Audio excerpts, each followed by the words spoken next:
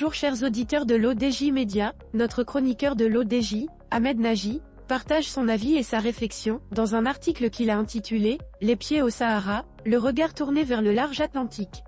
Qu'on écoutera ensemble dans ce podcast, notre journaliste ouvre sa réflexion de la manière suivante. Deux leviers géopolitiques, liés l'un à l'autre, ont été actionnés par le discours de Sa Majesté Mohamed VI.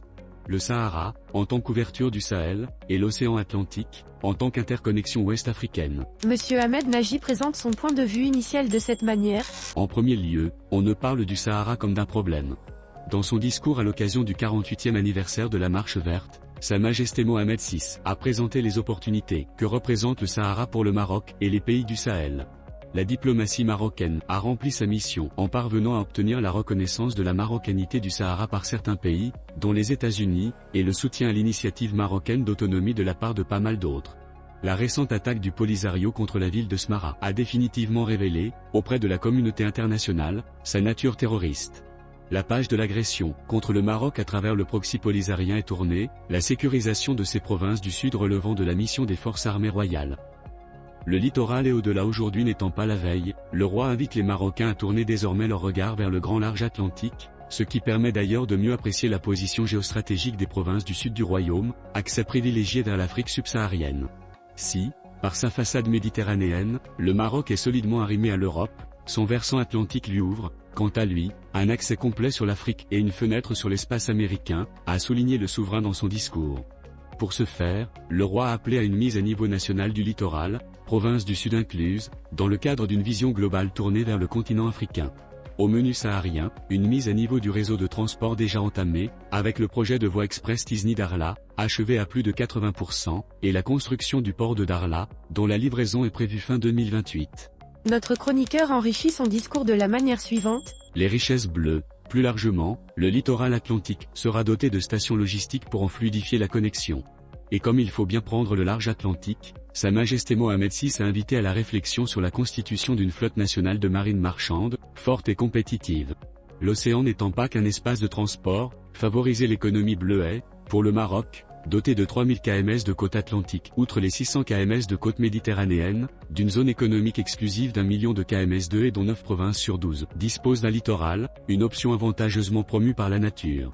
Autant de richesses naturelles sont à valoriser dans différentes filières, qui vont des produits de la mer au tourisme balnéaire, en passant par les trésors miniers sous-marins, le transport et la construction navale, sans oublier les sources de biocarburants propres, que sont les algues maritimes.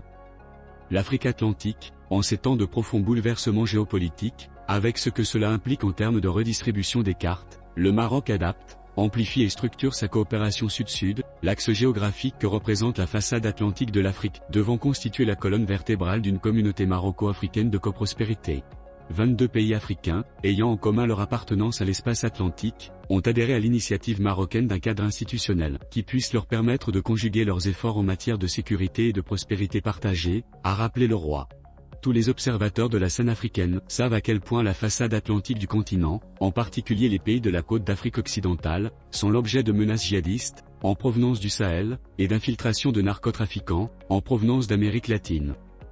Quête de prospérité partagée, stabiliser cette région ne peut se faire sans y promouvoir un essor socio-économique auquel aspirent fortement les populations. Concrètement, le Maroc s'est engagé dans la réalisation du projet de gazoduc Nigeria-Maroc, dont les 5600 km devraient traverser, et donc bénéficier, à 11 autres pays africains. L'africanité du Maroc n'est pas un slogan, ce sont des infrastructures physiques, traduction d'apports de financement, de savoir-faire et de travail, qui profitent, de manière palpable, à tous ses partenaires sur le continent. L'auteur conclut son article en ces mots. Une ouverture pour le Sahel, le cas des pays du Sahel est révélateur à cet égard. Voici une région qui souffre depuis des décennies de la présence et des activités de bandes de terroristes et de narcotrafiquants, le plus souvent une combinaison des deux formes de criminalité. L'ex-puissance coloniale, la France, a lamentablement échoué à stabiliser et sécuriser le Sahel. Daesh et Al-Qaïda y sont plus puissants que partout ailleurs dans le monde. Les coups d'État militaires s'y enchaînent, symbole d'un désespoir politique à trouver des solutions aux problèmes posés. La voie des armes n'a nulle part mené, et ne le fera jamais. En inscrivant dans le marbre la marocanité de son Sahara, le royaume peut rendre service aux pays du Sahel enclavé. C'est cette ouverture vers le grand large Atlantique que le Maroc a adopté et propose à ses partenaires africains de partager. Rédigé par Ahmed Nagy.